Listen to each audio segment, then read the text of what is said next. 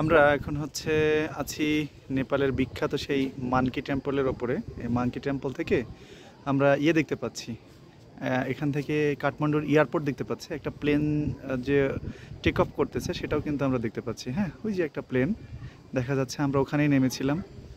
শহরটার চারিদিক দিয়ে পাহাড়। আমরা এখন মানকি টেম্পল, এটা স্বাভাবিক সমভূমি থেকে প্রায় ৩-৪ হাজার ফুট ওপরে আমরা সেখানে এখন আছি।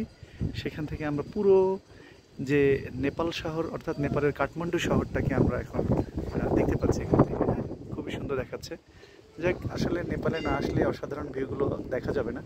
তো এরকম চারিদিকে পাহাড় বেষ্টিত একটা দেশ, একটা শহর, একটা সভ্যতা।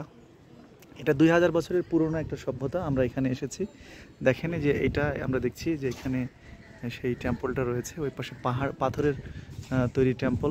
এখানে প্রচুর মানকি দেখা যায়। এই যে মানকি, যেদিকে তাকাবেন সেদিকে শুধু মানকি আর মানকি। হাতে থেকে পানি থাকলে সেটাও কেড়ে নেবে, হাতে আপনার কোনো খাবার থাকলে সেটাও কেড়ে নেবে। এই যে পেটের সঙ্গে একটা বাচ্চা নিয়ে এসে দৌড়াচ্ছে। আপনার হাতে যদি কোনো খাবারের কিছু থাকে সাথে সাথে সে কিন্তু কেড়ে নেবে। এই যে